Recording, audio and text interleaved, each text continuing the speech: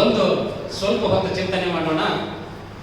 ಇಲ್ಲಿ ನಾನು ಏನು ಹೇಳಿದೆ ಶೇಖರಣ್ಣ ಅವರಿಗೆ, ಎಲ್ರಿ ಅಣ್ಣಾರ ನಾನು ಯಾವುದೋ ಒಂದು ವಚನ ಚಿಂತನ ಬಗ್ಗೆ ಮಾತಾಡ್ತಾ ಅಂತ ಹೇಳಿದೆ. ವಚನ ಚಿಂತನ ಅಂತ ಹೇಳಿದೆ, ಆದ್ರ ಏನಂತ ಹೇಳಿಲ್ಲ. ಅವ್ರು ಎಷ್ಟು ಶಾರ್ಪ್ ಅದಾರ, ಎಷ್ಟದಾರ ನೋಡ್ರಿ. ಅವರ ವಚನ ಚಿಂತನ ಅಂದ ಕೂಡಲೇನ ವಚನ ಸಾಹಿತ್ಯದಲ್ಲಿ ಜೀವನ ಮೌಲ್ಯಗಳಂತ ಅವರೇ ಹಾಕಿದಾರ. ಅವರು ನಿಜವಾಗ್ಲೂ ಶೇಖರ್ ಅವರು ಬಹಳ ಜನ ಅದಾರ ಅವರು.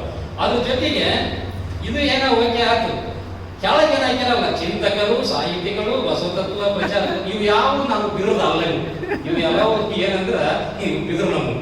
ಯಾಕಂತಂದ್ರ ಆ ಬಸವಣ್ಣ ಬಿತ್ತಿದ ಬೀಜಗಳಲ್ಲಿ ನಾನು ಒಂದು ಚಿಕ್ಕ ಸಸಿ. ಇವು ಯಾವೂ ನಾನಲ್ಲ. ಯಾಕಂದ್ರೆ ನಾನು ಬಹಳ ಚಿಕ್ಕ, ನಾನು ಸಾಹಿತಿನೂ ಅಲ್ಲ, ನಾನು ಚಿಂತಕನೂ ಅಲ್ಲ. ನಾನೇನು ಆ ಬಸವಣ್ಣ ಬಿತ್ತಿದ ಬೀಜಗಳಲ್ಲಿ ಒಂದು ಚಿಕ್ಕ ಸಸಿ. ಬಸವಣ್ಣ ಹೇಳ್ತಾನಲ್ಲ, ನೆಲ್ಲ ಗಿಡುವಿನೊಳಗೆ ನಾನೊಂದು ಹುಲ್ಲಾಗಿ ಹುಟ್ಟಿದೆನು, ಆನೆಂತು ಭಕ್ತನೆಂಬೆ, ಆನೆಂತು ವಿಕ್ತನೆಂಬೆ, ಕೂಡಲ ಸಂಗನ ಶರಣನ ಒಪ್ಪುದ ಬಿಕ್ಕುದ ಕೊಂಡೊಡೆ, ನಾನವರ ಪಾದರಕ್ಷೆಗೆ ಸರಿಹೇನೆ ಅಂತ ಪ್ರಶ್ನೆ ಕೇಳ್ತಾರಲ್ಲ. ಹಂಗ ನಾನು ಬಹಳ ಚಿಕ್ಕವ, ಈ ಬಿರುದುಗಳಿಗೆ ನಾನು ಅರ್ಹನಲ್ಲ ಅಂತಕ್ಕಂಥ ಮಾತನ್ನೇ ನಿಮ್ಮಲ್ಲಿ ಮತ್ತೊಮ್ಮೆ ನಾನು ವಿನಂತಿ ಮಾಡಿಕೊಳ್ತಾ, ನಾನು ಒಂದೇ ಮಾತು ಹೇಳೋದು, ಆ ಬಸವಣ್ಣನ ಬಿತ್ತಿದ ಬೀಜಗಳಲ್ಲಿ ಒಂದು ಚಿಕ್ಕ ಸಸಿ ಅಂತಕ್ಕಂಥ ಮಾತನ್ನು ತಿಳಿಸಿ ಈಗ ವಿಷಯಕ್ಕೆ ಬರೋದಾದ್ರೆ, ಅಪ್ಪ ಬಸವಣ್ಣವರು ಒಂದು ವಚನದಲ್ಲಿ ಹೇಳ್ತಾರೆ, ಹಾವಿನ ಬಾಯ ಕಪ್ಪೆ ಹಸಿರು ಹಾರುವ ನೊಣಕ್ಕೆ ಆಸೆ ಪಡುವಂತೆ, ಶೂಲವನೇರುವ ಕಳ್ಳನು ಹಾಲು ತುಪ್ಪವ ಕುಡಿದು ಮೇಲೇಸು ಕಾಲ ಬದುಕುವನು, ಕೆಡು ಒಡಲ ನೆಚ್ಚು ಕಡು ಹುಸಿಯಲ್ಲಿ ಹುಸಿದು ಒಡಲ ಬರೆವರ ಮೆಚ್ಚ ನಮ್ಮ ಕೂಡಲ ಸಂಗಮ ದೇವ ಅಂತಾರ.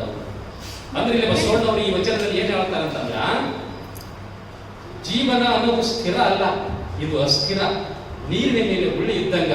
ಈ ಅಸ್ಥಿರವಾದ ಜೀವನವನ್ನು ನಂಬಿ ನಾವು ಧನ ಜನಕ, ಹಣ, ಆಸ್ತಿ, ಅಂತಸ್ತು, ಕೀರ್ತಿ, ವಾರ್ತೆ ಇವುಗಳ ಹಿಂದೆ ಬಿದ್ದು ನಾವು ಏನು ಭೌತಿಕ ಸಂಪತ್ತನ್ನು ಗಳಿಸುವ ಹೊಟ್ಟೆ ಹೊರತು ಆಧ್ಯಾತ್ಮಿಕ ಸಂಪತ್ತಿನ ಕಡೆಗೆ ನಾವು ಅಲ್ಲೇ ಇರಲ್ಲ.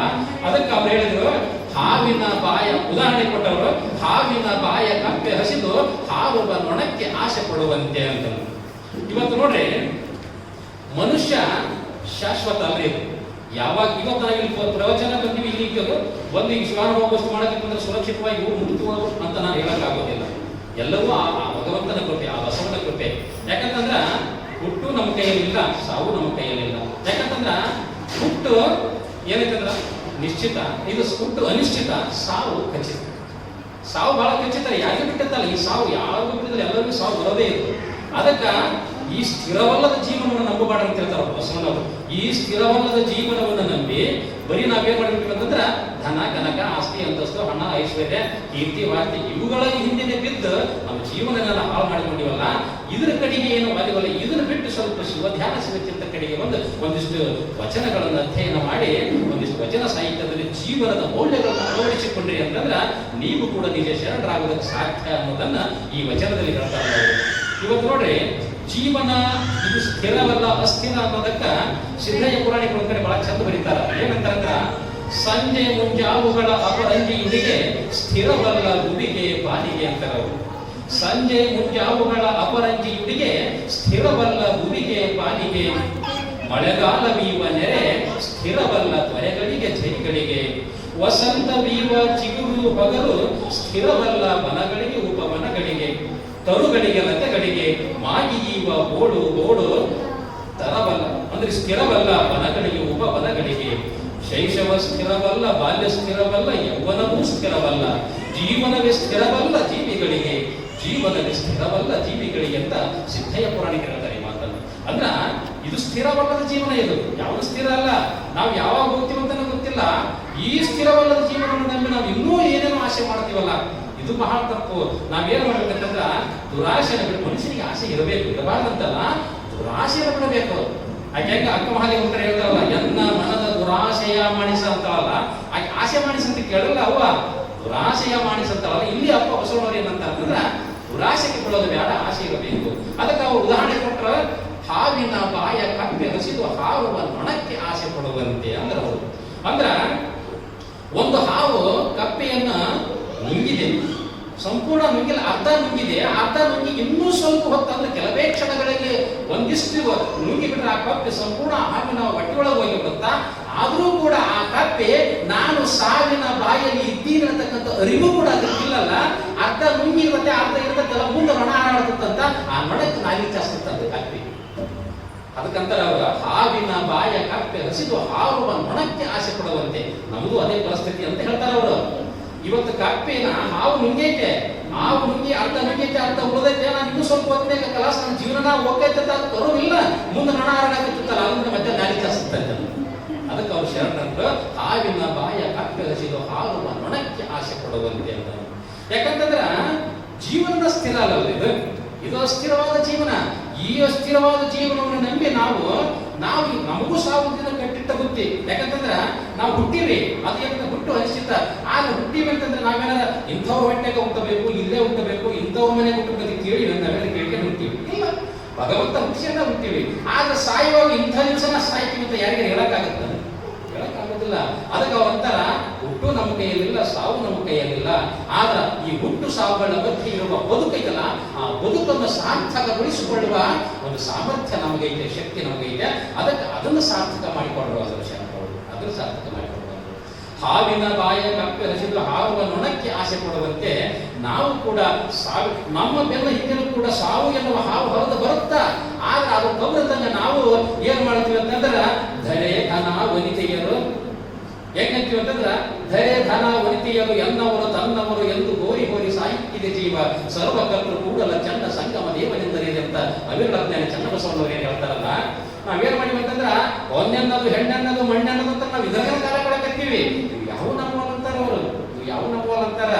ಅದಕ್ಕ ಇದೇ ಮಾತನ್ನ ಪ್ರಭುಗಳು ಅಂತ ಹೇಳ್ತಾರಲ್ಲ, ಭೂಮಿ ನಿನ್ನದಲ್ಲ, ಹೇಮ ನಿನ್ನದಲ್ಲ, ಕಾಮಿನಿ ನನ್ನ ಒಳಬಂದ್ರ ಅವರು. ಇವು ಮೂರು ಜಗತ್ತಿಕ್ಕಿದ ವಿಧಿ ನಿನ್ನೊಡವೆ ಎಂಬುದು ಜ್ಞಾನರತ್ನ, ಅದಮ್ಮ ನಿನ್ನ ರತ್ನ. ಅದು ಬಿಟ್ಟಿದ್ದು ಯಾವುದಲ್ಲ ಅಂದ್ರೆ ಅವರು. ಇದೆಲ್ಲ ಬಿಟ್ಟು ನಾವೇನು ಮಾಡಿವಿ ಅಂತಂದ್ರ ಅದನ್ನ ಕಾಣ್ಲಾರ್ದಕ್ಕೆ ಏನು ಮಾಡಕತ್ತೀವಿ, ಅದನ್ನ ನಾವು ಆಸೆ ಮಾಡಕತ್ತೀವಲ್ಲ. ಅದಕ್ಕೆ ಇದು ಜೀವನ ಸ್ಥಿರ ಅಲ್ವ ಅಂತ ಹೇಳಿದ್ರು. ಇದು ಜೀವನ ಸ್ಥಿರ ಅಲ್ಲ, ಇರುವುದರೊಳಗಾಗಿ, ಈ ಜೀವನ ಇರುವುದರೊಳಗಾಗಿ ಸ್ವಲ್ಪ ಹೊತ್ತು ಶಿವಚಿತ್ತ ಶಿವ ಧ್ಯಾನದ ಕಡೆಗೆ ಕಾಲ ಕಳೆಯುವಂತಕ್ಕಂಥ ಮಾತನ್ನ ಹೇಳೋದಕ್ಕ ಅಪ್ಪ ಬಸವಣ್ಣವರವರು ಹಾವಿನ ಬಾಯ ಕಪ್ಪೆ ಹಸಿದು ಅಂದ್ರವರು. ನೋಡಿ, ಇವತ್ತ ಈ ಜೀವನ ಏನಾರ ನಾವು ಅಕಸ್ಮಾತ್ ಎಲ್ಲ ಏನೆಲ್ಲ ಸಾಧನೆ ಮಾಡ್ಬೋದು ನಾವು ಬೇಕಾದ ಈ ಜೀವನದಾಗ ಒಬ್ಬೊಬ್ಬರು ಒಂದ್ ರೀತಿ ಸಾಧನೆ ಮಾಡ್ಯಾರ. ಆ ಸಾಧನೆ ಮಾಡಿದವರು ಆದ್ರ ಸಾಧನೆಯನ್ನ ಮಾಡಿರ್ಬೋದು, ಆದ್ರೆ ಅವರು ಸಾವನ್ನೆಂದು ಗೆಲ್ಲಲಾರರು. ಜೀವನದಲ್ಲಿ ಸಾಧನೆ ಮಾಡಿರ್ಬೋದು, ಏನೆಲ್ಲ ಕಲ್ತಿರ್ಬೋದು, ಚೌಷಷ್ಟಿ ವಿದ್ಯೆಗಳನ್ನು ಕಲ್ತಿರ್ಬೋದು, ಆದರೆ ಸಾವು ಎನ್ನುವ ವಿದ್ಯೆಯನ್ನು ಮಾತ್ರ ಅವ್ರು ಕಲ್ತಿಲ್ಲ, ಯಾರು ಕಲ್ತಿಲ್ಲ. ಅದಕ್ಕ ನೋಡಿ, ಇವತ್ತು ಉದಾಹರಣೆ ಹೇಳ್ಬೇಕಂತಂದ್ರ ಓರ್ವ ವ್ಯಕ್ತಿ ಚೋರ ವಿದ್ಯೆಯಲ್ಲಿ ಬಹಳ ಪಾರಂಗತ ಇರ್ತಾನೆ. ಅಂದ್ರೆ ಕಳ್ಳ ವಿದ್ಯೆ, ಚೋರ ಅಂದ್ರೆ ಕಳ್ಳ ವಿದ್ಯೆ, ಕಣ್ಣು ಮುಚ್ಚಿ ಕಣ್ಣು ತೆರೆದಾಗ ಪರ್ಸ್ ಹಾರಿಸ್ತಿರ್ತಾನವ. ಅಂಥ ವಿದ್ಯೆ ಕಲ್ತಿರ್ತಕ್ಕಂಥ ಆ ಚೋರ ಕಣ್ಣು ಮುಚ್ಚಿ ಕಣ್ಣು ತೆರೆದಾಗ ಇನ್ನೊಬ್ಬರ ಪರ್ಸ್ ಆರಿಸಿಕೊಂಡು ಇಲ್ಲ ಇನ್ನೊಬ್ಬರ ಮೇಲೆ ಕಳ್ಳತನ ಮಾಡಿಕೊಂಡು ಯಾರಿಗೂ ಕೈ ಸಿಗಲಾರ್ದಂಗೆ ಓಡಿ ಹೋಗ್ಬೋದು. ಆದ್ರೆ ಆ ಸಾಧನ ಕೈಯಿಂದ ತಪ್ಪಿಸ್ಕೊಳ್ಳೋ ಸಾಧ್ಯ ಇಲ್ಲ. ಇವರಿಂದ ಈ ಮನೆ ಕಳ್ಳತನ ಮಾಡಿ ಮನೆಯವರಿಂದ ತಪ್ಪಿಸ್ಕೊಂಡು ಓಡಬಹುದು, ಆದ್ರೆ ಆ ಸಾವಿನ ಕೈಯಿಂದ ತಪ್ಪಿಸ್ಕೊಳ್ಳೋ ಸಾಧ್ಯ ಇಲ್ಲ, ಸಾಧ್ಯನೇ ಇಲ್ಲ. ಆಮೇಲೆ ಇವತ್ತು ನೋಡ್ರಿ, ಬಹುಶಃ ಈಗ ಒಬ್ಬ ಬೇಟೆಗಾರರನ್ನ ತಿಳ್ಕೊಡ್ರಿ. ಈಗ ಬೇಟೆಗಾರ ಕಾಡಿನಲ್ಲಿರ್ತಕ್ಕಂಥ ಅನೇಕ ಖಗಮೃಗಗಳನ್ನ ತನ್ನ ಬಿಲ್ಲಿಗೆ ಬಾಣವನ್ನು ಹೂಡಿ ಎಲ್ಲಾ ಪ್ರಾಣಿಗಳನ್ನ ಸಾಗಿಸಿ ಗಹಗಹಿಸಿ ನಗ್ತಾನ. ನಾನು ಇಷ್ಟು ಪ್ರಾಣಿಗಳನ್ನು ಕೊಂದೆ ಅಂತ. ಆದ್ರ ಆ ಪ್ರಾಣಿಗಳನ್ನು ಕೊಂದ ಆ ಬೀಳಲ್ಲೂ ಕೂಡ ಸಾವು ಎಂದ ಒಂದಿನ ಕಟ್ಟಿಟ್ಟ ಗೊತ್ತಿ ಅಲ್ಲದೆ. ಅದನ್ನ ನಾವು ಅರ್ಥ ಮಾಡ್ಕೋಬೇಕಲ್ಲ. ಇಷ್ಟೆಲ್ಲ ಪ್ರಾಣಿಗಳ ಹಿಂಸೆ ಮಾಡಿದ್ರೆ, ಇಷ್ಟೆಲ್ಲ ಪ್ರಾಣಿಗಳನ್ನ ವಧ ಮಾಡಿದ್ರೆ ನನಗೂ ಒಂದು ದಿನ ಈ ಸಾವು ಬರ್ತಕ್ಕಂಥ ಅರಿವಿದ್ರೆ ಆಗ ಮಾತ್ರ ಆ ಬೇಟೆ ಆಡ್ತಿದ್ದಲ್ಲ ಆ ಪ್ರಾಣಿ ಹಿಂಸೆ ಮಾಡ್ತಿರ್ಲಿಲ್ಲ. ಅದೇನ್ ಮಾಡ್ತಾನಂತಂದ್ರ ಧನುರ್ವಿದ್ಯೆಯಲ್ಲಿ ಪಾರಗತ ಇರ್ತಾನ, ಧನುರ್ವಿದ್ಯೆಯಲ್ಲಿ ಪಾರಗತ ಇರ್ತಾನ. ಆಗ ಆ ಸಾಧನೆ ವಿದ್ಯೆಯಲ್ಲಿ ಪಾರಗತ ಬೇಕಲ್ರಿ, ಸಾವು ಬೇಕಲ್ಲ. ಇವತ್ತು ನೋಡ್ರಿ, ಒಬ್ಬ ರಾಜ ಇನ್ನೊಬ್ಬ ಮಹಾರಾಜನ ಮೇಲೆ ದಂಡೆತ್ತಿ ಹೋಗಿ ತನ್ನ ಸೈನ್ಯದೊಡನೆ ಆತನ ಸೈನ್ಯದೊಡನೆ ಹೋರಾಡಿ ಅವನನ್ನು ಸೋಲಿಸಿ ಆತನಿಂದ ಕಪ್ಪು ಕಾಣಿಕೆಗಳನ್ನು ಪಡಿತಾನ. ಆತನ ಕೋಟೆ ಪತ್ತರೆಗಳನ್ನು, ರಾಜ್ಯ ಸಾಮ್ರಾಜ್ಯಗಳನ್ನು, ದೇಶ ವಿದೇಶಗಳನ್ನೆಲ್ಲ ವಶಪಡಿಸಿಕೊಳ್ತಾನ, ಎಲ್ಲವನ್ನೂ ಗೆಲ್ತಾನ. ಆಗ ಸಾವನ್ನ ಗೆಲ್ಲೋದಕ್ಕೆ ಸಾಧ್ಯ ಇಲ್ಲ, ಸಾವನ್ನ ಗೆಲ್ಲೋದಕ್ಕೆ ಸಾಧ್ಯ ಇಲ್ಲ. ಇದಕ್ಕೆ ನಿಮಗೊಂದು ನೈಜ ಘಟನೆ ಹೇಳೋದಾದ್ರ, ಗ್ರೀಕ್ ದೇಶದ ಬರೇ ಅರಿಸ್ಟಾಟಲ್ ಕೇಳಿದ್ರು. ಇದು ಗ್ರೀಕ್ ದೇಶದ ಬರೇ ಅಲೆಕ್ಸಾಂಡರ್ ಮಹಾರಾಜ. ಆ ಅಲೆಕ್ಸಾಂಡರ್ ಮಹಾರಾಜ ಆತೊಂದು ಮಹತ್ವಾಕಾಂಕ್ಷೆಯನ್ನು ಹೊತ್ತಿದ್ದ. ಏನಂತಂದ್ರ ಇಡೀ ಪ್ರಪಂಚವನ್ನೇ ಗೆಲ್ಲಬೇಕಂತಕ್ಕಂಥ ಒಂದು ಮಹತ್ವಾಕಾಂಕ್ಷೆ ಹೊಂದಿದ್ದ. ಆತ ಏನಂತಂದ್ರ ಒಂದು ಕಡೆಯಿಂದ ಎಲ್ಲಾ ಈ ಪ್ರಪಂಚದ ಬಹುಭಾಗಗಳನ್ನೆಲ್ಲ ಗೆದ್ದುಕೊಂತ ಬಂದಿದ್ದ. ಇನ್ನೂ ಒಂದಿಷ್ಟು ಭಾಗ ಗೆಲ್ಲಬೇಕಂತ ಅನ್ನೋದ್ರಾಗನ ಆತನಿಗೆ ಒಂದಿಷ್ಟು ವಯಸ್ಸಾಯ್ತು, ಅವಸಾನ ಬಂದಾಗ ಅವತ್ತೊಂದು ದಿನ ಹಾಸಿಗೆ ಹಿಡಿತಾನಲ್ಲ, ಹಾಸಿಗೆ ಹಿಡಿದಾಗ ಬೇಕಾದಾಗ ಆತ ಬರೀ ಪ್ರಪಂಚಕ್ಕೆ ಸಾಮ್ರಾಟ ಅಂತ ಹೊಂಟಾತ. ಬರೀ ಒಂದು ರಾಜ್ಯಕ್ಕೆ ಸಾಮ್ರಾಟ ಆಗೋದಲ್ಲ, ಪ್ರಪಂಚಕ್ಕೆ ನಾನು ಸಾಮ್ರಾಟ ಆಗಬೇಕಂತ ಹೊಂದಿದ್ದ. ಅಂತ ಒಂದು ಮಹತ್ವಾಕಾಂಕ್ಷೆ ಆ ಅಲೆಕ್ಸಾಂಡರ್ ಮಹಾರಾಜನಿತ್ತಲ್ಲ. ಆ ರೀತಿ ಮಾಡಿ ಎಲ್ಲ ಎಲ್ಲಾ ಸೈನಿಕರನ್ನ ಸದೆ ಬಡದು ಎಲ್ಲಾ ಸೈನಿಕರನ್ನ ಸಾಯಿಸಿ ಅವರೆಲ್ಲರನ್ನು ಇದನ್ನು ಮಾಡಿ ಎಷ್ಟೋ ರಾಜ್ಯ ಅವ್ರ ಕೋಟೆ ಕೊತ್ತರೆಗಳನ್ನು ರಾಜ್ಯ ಸಾಮ್ರಾಜ್ಯಗಳನ್ನೆಲ್ಲ ಗೆದ್ದಿದ್ದಾಗ ಆದ್ರೆ ಸಾವಿನ ಜನರಿಗೆಲ್ಲ ಕೈಗಿತ್ತಾನ ಸಾವಿನಿಗೆಲ್ಲ ಗೆದ್ದಿರ್ತೇನೆ ಎಲ್ಲಾ ರಾಜ್ಯವನ್ನು ಗೆದ್ದಿರ್ಬೋದು ಆದ್ರೆ ಸಾವಿನಿಂದ ಗೆಲ್ಲಕ್ಕಾಗೋದಿಲ್ಲ. ಕೊನೆಗೆ ಅವನಿಗೆ ಅವಸಾನ ಬಂದಾಗ ಹಾಸಿಗೆ ಇಡದ ಒಂದು ತಂಬಿಗೆ ನೀರು ತಗೊಂಡು ಕುಡಿಲಾರದಂತ ಪರಿಸ್ಥಿತಿ ಬಂತು. ಎತ್ತಿಕೊಂಡು ಕುಡಿಲಾರದಂತ ಪರಿಸ್ಥಿತಿ ಬಂತು. ಆವಾಗ ಮಂತ್ರಿ ದೊಡ್ಡ ವೈದ್ಯರನ್ನು ಕರೆಸಿದ. ಹೆಂಗ ನುರಿತ ವೈದ್ಯರು ಅಂತ ಇರ್ತಾರಲ್ಲ ಅಂತಹ ನುರಿತ ವೈದ್ಯರನ್ನು ಕರೆಸಿ ಆತನಿಗೆ ಚಿಕಿತ್ಸೆ ಕೊಡಿಸಿದ್ದಾರೆ. ಆ ರೀತಿ ನುರಿತ ವೈದ್ಯರನ್ನು ಕರೆಸಿ ಚಿಕಿತ್ಸೆ ಕೊಡಿಸಿದ್ರು ಕೂಡ ಚಿಕಿತ್ಸೆ ಫಲಕಾರಿಯಾಗಲಿಲ್ಲ. ಮತ್ತೊಬ್ಬ ನುರಿತ ವೈದ್ಯರನ್ನು ಕರೆಸಿದ. ಹೀಗೆ ಪ್ರಪಂಚದಲ್ಲಿ ಇರ್ತಕ್ಕಂಥ ಎಲ್ಲಾ ಘಟಾನುಗಳಿಗೆ ನುರಿತ ವೈದ್ಯರನ್ನು ಕರೆಸಿ ಚಿಕಿತ್ಸೆ ಕೊಡಿಸಿದ್ರು ಕೂಡ ಆತ ಬದುಕುಳಿಯುವುದು ದುಸ್ತರ ಅಂತ ಹೇಳಿದ್ದಾರೆ. ಸಾವು ಸಮೀಪಿಸಿದೆ. ಇರುವಷ್ಟು ದಿವಸ ಚಂದಾಗಿ ಉಂಡು ತಿಂದು ದಾನ ಧರ್ಮ ಪರೋಪಕಾರಗಳನ್ನು ಮಾಡಿ ಸಾಯಬಹುದು. ಇನ್ನು ಮುಂದೆ ನಿಮ್ಮನ್ನು ಬದುಕೋಕ್ಕಾಗೋದಿಲ್ಲ ಅಂತಕ್ಕಂಥ ಮಾತನ್ನು ಹೇಳಿದಾರಲ್ಲ.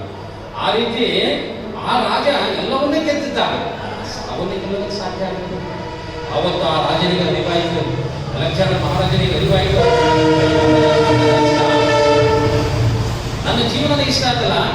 ನಾನು ನನ್ನ ಜೀವಿತಾವಧಿಯಲ್ಲಿ ಎಷ್ಟೊಂದು ಜನರ ಅಮಾಯಕರ ಪ್ರಾಣಹರಣ ಮಾಡಿದೆ, ಎಷ್ಟು ಜನರ ಸೈನಿಕರ ರುಂಡವನ್ನು ಚಂಡಾಡಿದೆ. ಆ ಸೈನಿಕರ ಹೆಂಡತಿಯರು ಇವತ್ತು ನನ್ನ ಮೇಲೆ ಹಿಡಿಶಾಪ ಹಾಕಕತ್ತಾರ. ಇವತ್ತು ಅವರ ಬಡಗಿ ಮಕ್ಕಳು ಇವತ್ತು ಅನಾಥರಾಗಿ ನನ್ನನ್ನು ಇವತ್ತು ದೂಷಿಸ್ತಾ ಇದ್ದಾರೆ. ನಾನು ಎಂಥ ತಪ್ಪು ಮಾಡಿದೆ. ನಾನು ಇರುವಷ್ಟು ದಿವಸ ನಾನು ಏನಾದರೂ ಒಂದಿಷ್ಟು ಪರೋಪಕಾರ, ದಾನ ಧರ್ಮ, ಒಂದಿಷ್ಟು ಈ ರೀತಿ ಶಿವಚಿಂತನೆ ಧ್ಯಾನದಲ್ಲಿ ಕಾಲ ಕಳೆದಿದ್ರ ನನ್ನ ಜೀವನ ಸಾರ್ಥಕ ಆಗ್ತಿತ್ತಲ್ಲೋ, ನಾನು ಎಂಥ ತಪ್ಪು ಮಾಡಿದಂತ ಅವಾಗ ಗೊತ್ತಾಯ್ತಾರೆ. ಅಲೆಕ್ಸಾಂಡರ್ ಮಹಾರಾಜರಿಗೆ ಗೊತ್ತಾಯ್ತು. ಕೊನೆ ಒಂದು ದಿನ ಮಂತ್ರಿಯನ್ನು ಕರೆದು ಹೇಳ್ತಾನ, ಮಂತ್ರಿ ನಾನೇನು ಇನ್ನು ಬಹಳ ದಿವಸ ಉಳಿಯೋದಿಲ್ಲ, ಅದಕ್ಕೆ ನನ್ನ ಒಂದು 3 ಮಾತುಗಳನ್ನು ನೀವು ನಡೆಸಿಕೊಡ್ಬೇಕಂತ. ಏನು ಬುದ್ಧಿ ಹೇಳ್ತಾನೆ? ಏನಿಲ್ಲ, ನಾನು ಮರಣ ಹೊಂದಿದ ನಂತರ ನನ್ನ ಶವಪೆಟ್ಟಿಗೆಯನ್ನು ಒಯ್ತಾರಲ್ಲ, ಆ ಒಯ್ಯುವಾಗ ನನ್ನ 2 ಕೈಗಳನ್ನು ಶವದ ಪೆಟ್ಟಿಗೆಯಿಂದ ಹೊರಗಾಗ್ತೇನೆ. ಆಯ್ತು ಮಾಡ್ತೀವಿ ಅಂತ. ಎರಡನೇದು ಒಂದು ಐತಲ್ಲ, ಏನು, ನಾನು ಸತ್ತಾಗ ಪ್ರಪಂಚದ ನುರಿತ ವೈದ್ಯರೆಲ್ಲರೂ ನನ್ನ ಶವದ ಪೆಟ್ಟಿಗೆಯನ್ನು ಹೋಗ್ಬೇಕು ಬಂದಂತೇಳಿ. ಈಗೇನು ನುರಿತ ವೈದ್ಯರಲ್ಲ, ಆ ಪ್ರಪಂಚದ ನುರಿತ ವೈದ್ಯರೆಲ್ಲರೂ ಬಂದು ನನ್ನ ಶವದ ಪೆಟ್ಟಿಗೆಯನ್ನು ಹೊರಬೇಕು. ಎಲ್ಲಿವರೆಗೆ? ಸ್ಮಶಾನದವರೆಗೆ. ಆಯ್ತು ಕಳಿಸ್ತೀನಂದ ಮಂತ್ರಿ.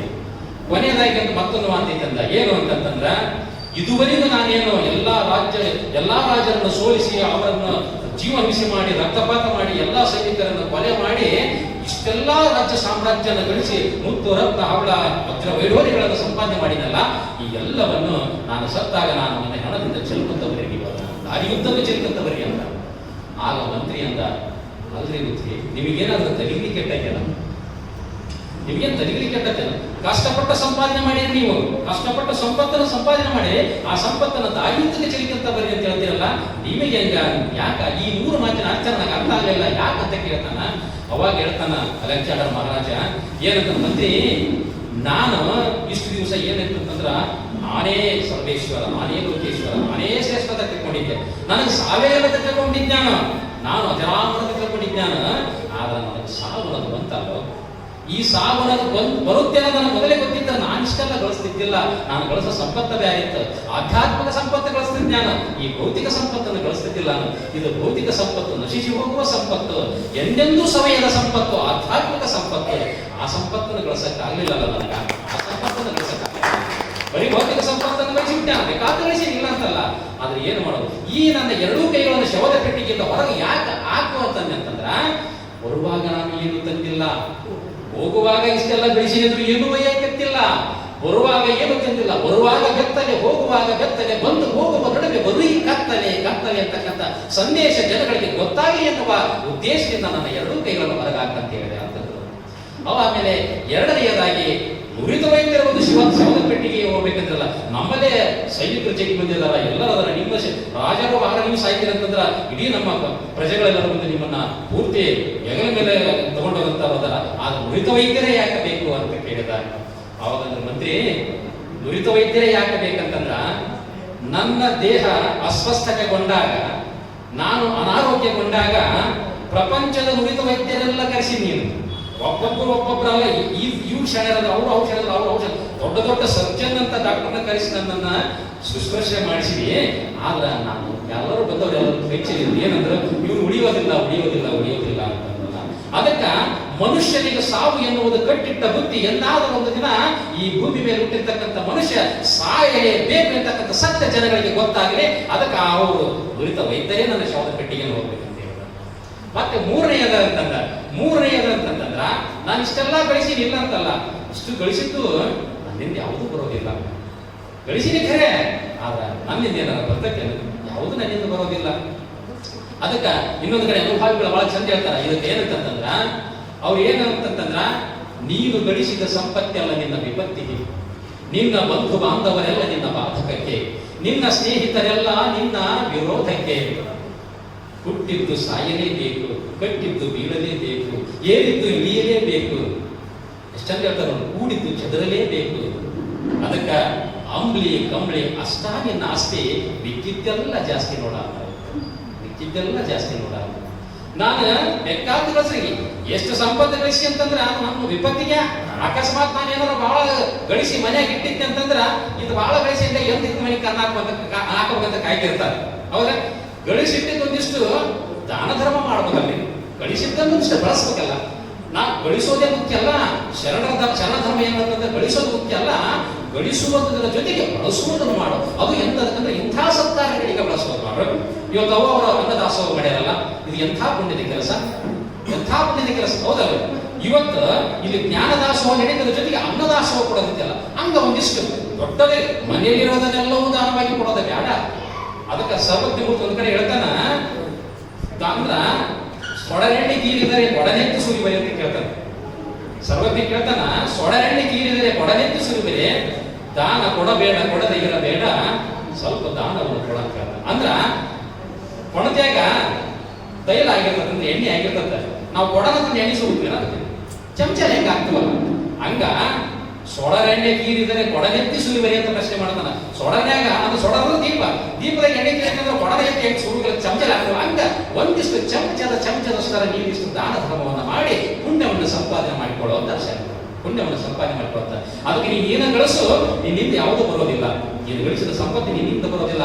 ಅದಕ್ಕೆ ನೀನು ಗಳಿಸಿದ ಸಂಪತ್ತಲ್ಲಿ ನಿನ್ನ ವಿಪತ್ತಿಗೆ ಅದು ಯಾವಾಗ ಏನಾಗುತ್ತಂತ ಗೊತ್ತಿಲ್ಲ, ಯಾವಾಗ ಏನು ಗೊತ್ತಿಲ್ಲ. ಅದಕ್ಕೆ ನಿನ್ನ ಬಂಧು ಬಾಂಧವರು ನೋಡಿ, ಬಂಧುಗಳಾದವರು ಬಂದುಂಡು ಹೋಗುವರು ಬಂಧನವ ಕಳೆಯಲರಿಯರು ಅಂತಾರಲ್ಲ. ಬಂಧುಗಳಾದವರು ಬಂದ ನಮ್ಮಲ್ಲಿರೋ ತನಕ ನಾವು ಚೆನ್ನಾಗಿದ್ದೀವಿ ಅಂತಂದ್ರ ಏನ್ರಿ ಆರಾಮಿಲ್ಲ ಚೆನ್ನಾಗಿರೋ ಬಂದ್ರನ್ನ ಇದ್ದ ಉಂಡ್ರನ್ನ ಹೋಗ್ಬಿಟ್ರೆ ಅಷ್ಟೇ ಹೊರತಾಗಿ ನಮ್ಮಲ್ಲಿ ಇರ್ತಕ್ಕಂಥದ್ದು ಏನಾರು ಕಸ್ಕೊತಾರ, ಏನಾರು ತಗೋತಾರ. ಒಂದಿಷ್ಟು ಏನಾರ ಅಕಸ್ಮಾತ್ ನಮಗೇನಾದ್ರ ನಾವು ಒಂದಿಷ್ಟು ಯಾವ್ದಾರ ಸಮಸ್ಯೆ ಸಿಕ್ಕಾಕಿಡ್ತ ಆ ಸಮಸ್ಯೆ ಒಂದಿಷ್ಟು ಭಾಗ ತಗೊಂಡ್ರೆ ತಗೋತಾರ. ಏನು ಒಳ್ಳೇದೈತೆ ಅದ ಕಷ್ಟ ತಗೋತಾರ. ಅದಕ್ಕೆ ನಿನ್ನ ಬಂಧು ಬಾಂಧವರೆಲ್ಲ ನಿನ್ನ ವಿರೋಧಕ್ಕೆ ಅಂದ್ರ ನಿನ್ನ ಬಾಧಕಕ್ಕೆ ಅಂದ್ರು, ನಿನ್ನ ಸ್ನೇಹಿತರೆಲ್ಲ ನಿನ್ನ ವಿರೋಧಕ್ಕೆ ಅಂದ್ರು. ಯಾವಾಗ ವಿನಾಶ ಆಗತ್ತ ಗೊತ್ತಿಲ್ಲ. ಸ್ನೇಹಿತರು ಹೆಂಗಂತಂದ್ರ ನಿನ್ನಲ್ಲಿರೋ ತನಕ ಬಂದ್ರನ ಇಂದ್ರ ಚಂದ್ರ ಸೂರ್ಯ ಅಂತ ಹೊಗಳಿದ್ರನ್ನ ಹೊಗಳಿ ನಿನ್ನಲ್ಲಿರ್ತಕ್ಕಂಥ ಚಾ ಕಾಫಿ ಕೊಡೋದನ್ನ ಹೋಗ್ಬಿಟ್ರನ. ಆದ್ರ ನೀನೇನಾದ್ರೂ ಒಂದಿಷ್ಟು ಬಿಕಾರಿಯಾಗಿ ಬೀದಿಗೆ ಬಿದ್ದಿದ್ದಿ ಅಂತಂದ್ರ ನಿನ್ನಗೆ ಏನಾರ ಅವ್ರು ಏನಾರ ಕೊಡ್ತಾರೆ ಅಂತ ಕೇಳ್ತಾರೆ. ಅದಕ್ಕೆ ಅಂತ ಅವ್ರ ಕಟ್ಟಿದ್ದು ಹುಟ್ಟಿದ್ದು ಒಂದು ದಿನ ಸಾಯುತ್ತದೆ, ಕಟ್ಟಿದ್ದು ಬೀಳುತ್ತದೆ, ಏರಿದ್ದು ಇಳಿಯುತ್ತದೆ, ಕೂಡಿದ್ದು ಒಂದು ದಿನ ಎಲ್ಲ ಚೆನ್ನಾಗಿ ಹೋಗುತ್ತದೆ. ಕೊನೆ ಕುಡಿಯೋದು ಏನಂದ್ರ ಅಂಬ್ಲಿ ಕಂಬ್ಲಿ ಅಷ್ಟ ನಿನ್ನ ಆಸ್ತಿ ಆಗ್ಬಾರ್ದು.